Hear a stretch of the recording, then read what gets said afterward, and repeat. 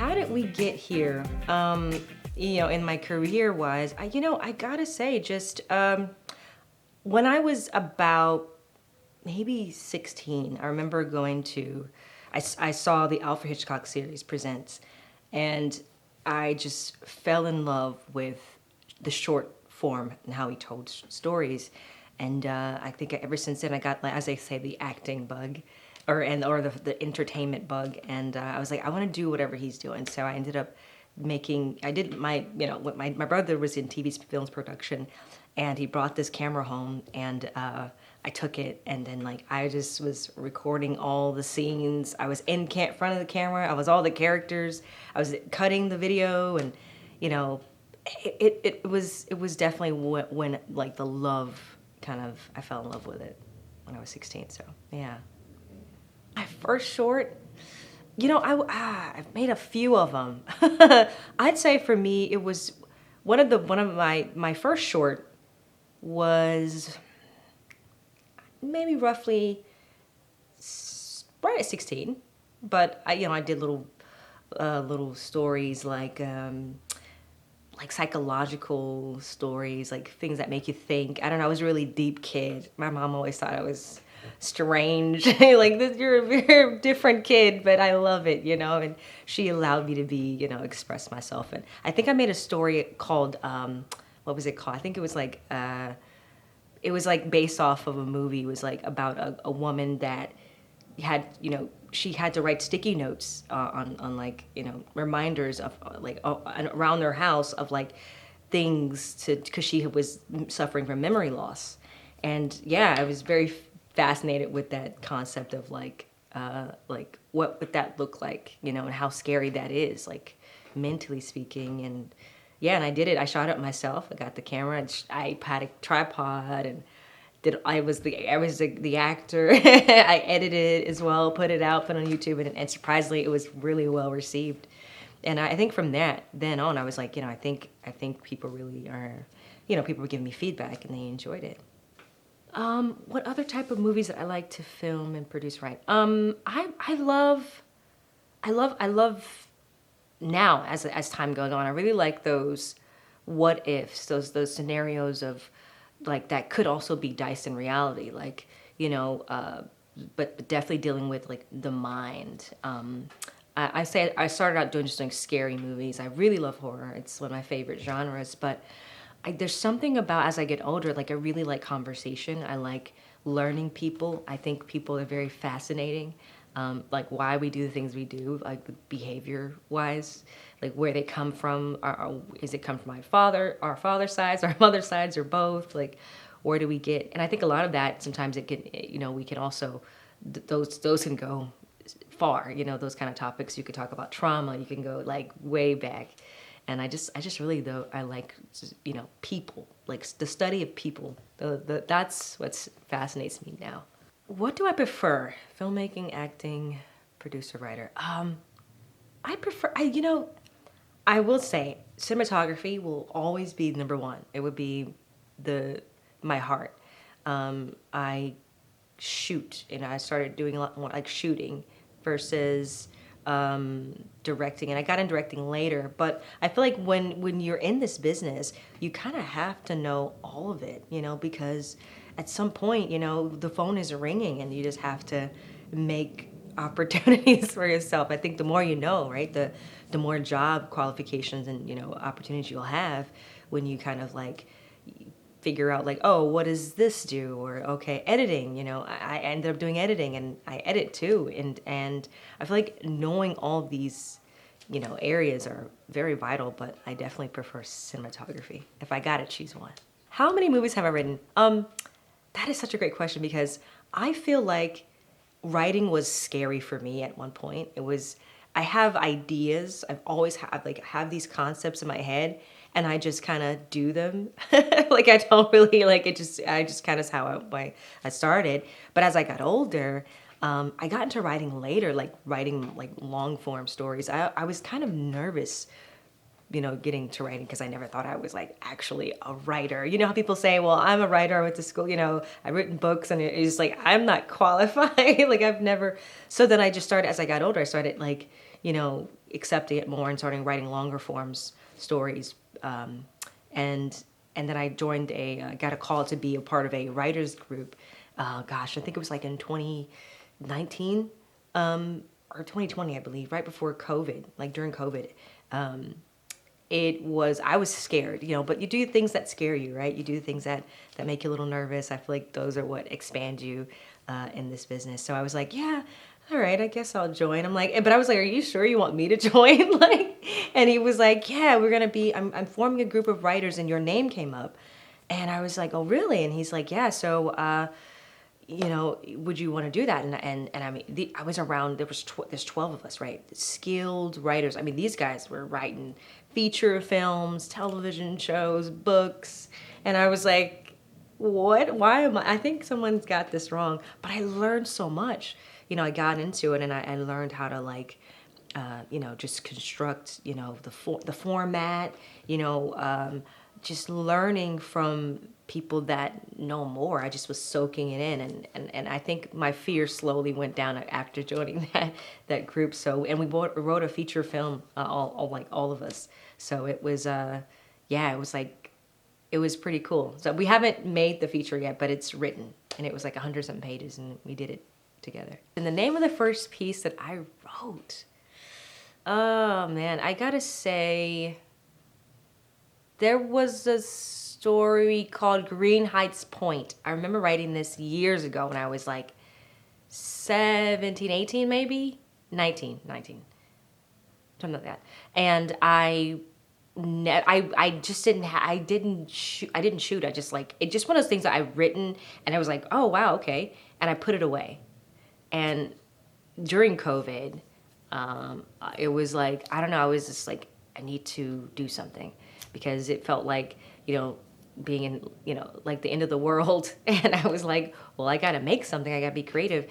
And I was one day just cleaning out my bag or something, and I came across that script, and I was like reading it and laughing at how bad it was. Like me then and to me now, I'm like, whoa, but I saw the concept. Like I can see the concept, and I was like, yeah, I want to make this. So I ended up making Green Heights Point during COVID.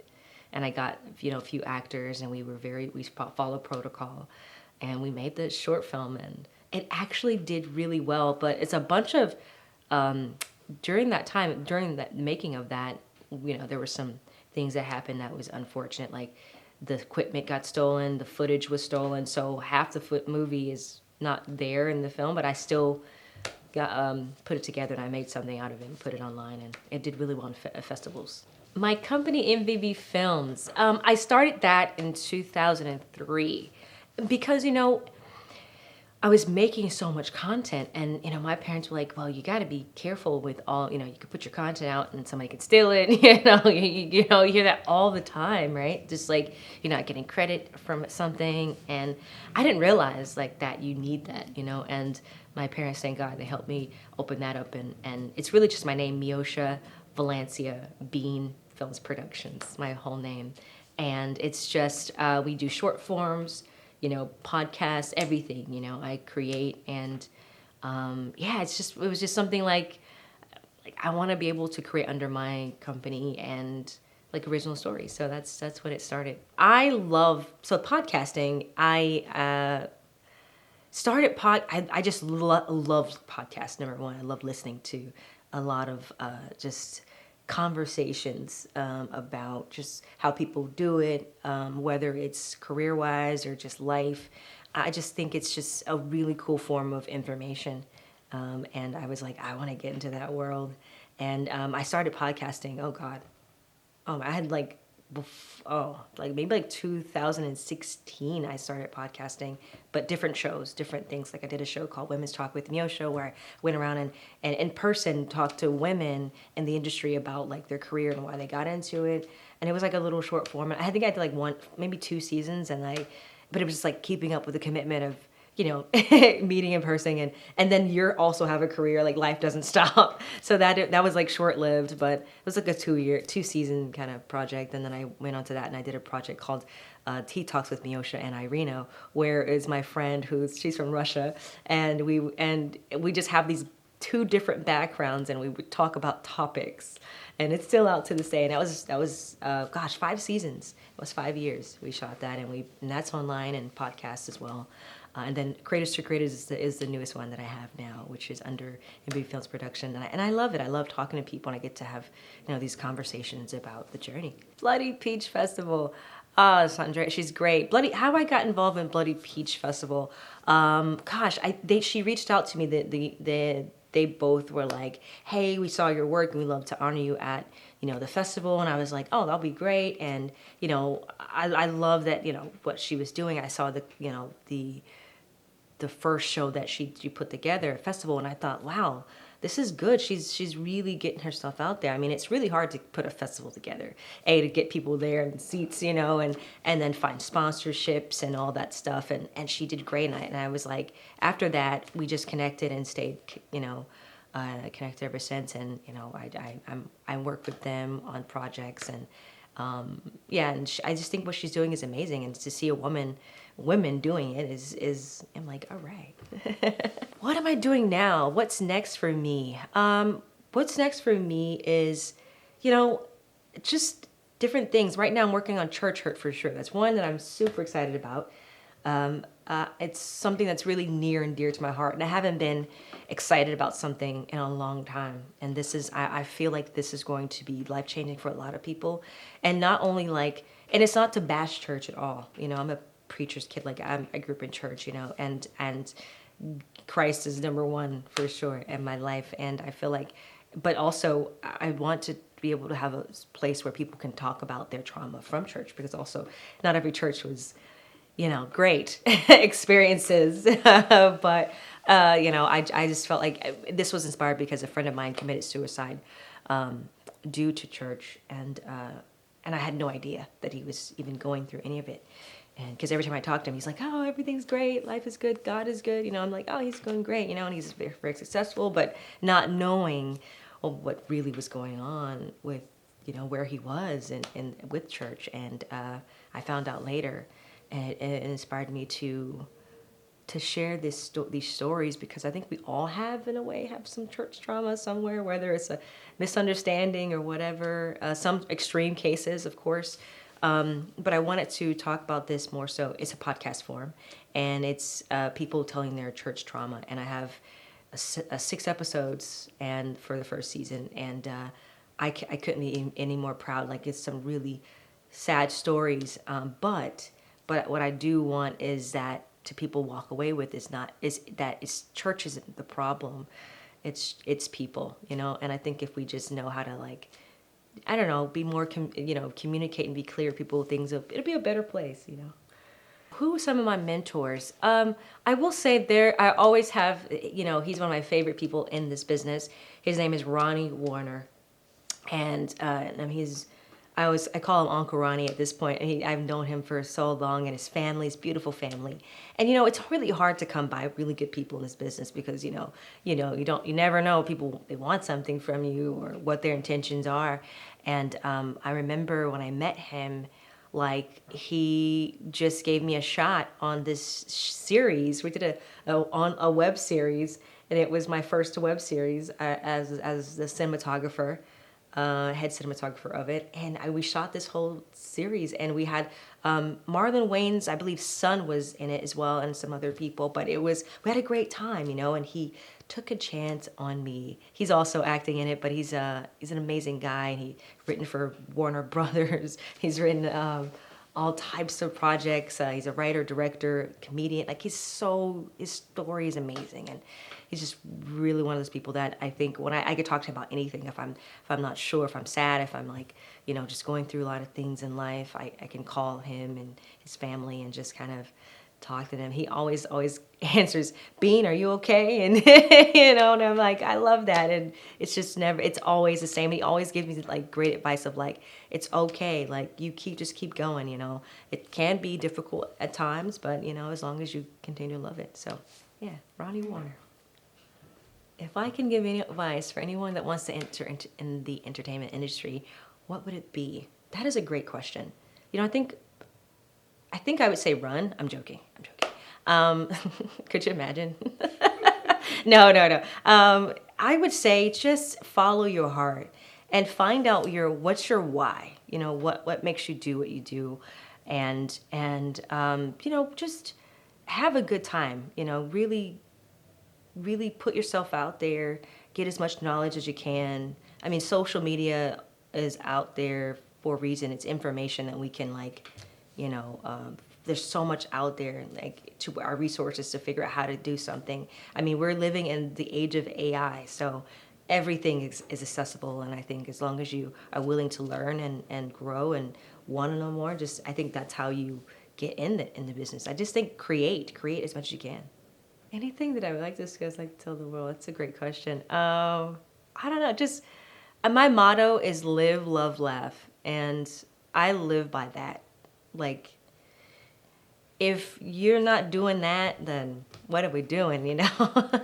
Every day is a blessing. Every day is a gift, and we only get one, so just enjoy it to the fullest. That's what I would say. The awards I received at the Bloody Peach Festival was amazing. I received the Women in Horror award, which is it's an honor. I mean, it was really cool to be there to meet other filmmakers and talk about our journey. It's always great to hear that your work is someone sees it and being loves it and recognizes it and the hard work, because it's a difficult industry at times. And as I say, I always say this, and jokingly with my friends, I say that I'm want to be the Oprah of film, and it's baby steps. I don't think you get to be that person overnight, but I think it's a process. And Oprah, what she's done with her career, and she inspires me, someone that I want to get into that world of hosting. So podcast is kind of like that way of doing that in a way. So yeah, I'm just honored that they said that I got this award, and I'm a Women in Horror, whatever that means. I think that's great. So hey, more awards. Hey, God is good. Other awards that I have received have been awards like I've won for best picture for for Anatomy of an Anti-Hero, which was filmed in Europe and also in San Diego and some parts of Los Angeles. So we merged the two, but it was like an action drama project that I directed, and we received many awards from all over the world. It's in China. It's you can buy it over there. It's when I feel like when you made it as a director, when you see your film dubbed in another language, you're like, okay, all right, not bad. But I've received a few. I think one of my favorite was being mentioned at the TIFF award, huge award show, which is one of the like a Sundance. It's at that level. And the producer Ashley Blackwell, who did horror noir, the history of Black horror, which is on AMC and Shudder network and everywhere else you can find it. But she mentioned my name on stage, and I was like, man, that's an honor just to hear those, to hear that your work is being echoed in certain places that you're not necessarily there presently yet. It's kind of cool. So, kind of cool to be cool and recognized. So you can find me on social media, on Instagram. You can find me Meosha Bean Official. I'm very much active on Instagram, Facebook as well. I mean, I'm sometimes active on there. But yeah, anywhere where YouTube, M.V.B Films Productions channel, which is, where I'm putting content out. I have 400 and something videos now on that channel. So I'm putting content out galore, and I'm so excited for the content out, because I've partnered with you guys, TLAT Media, which I believe is the best media sponsorship ever. Everybody people that need to get involved. If you're not, you're sleeping. You should get involved. It's amazing. I appreciate the partnership with you guys. You guys are absolutely incredible. And I love it. Download the TLAT Media app to watch the full interview.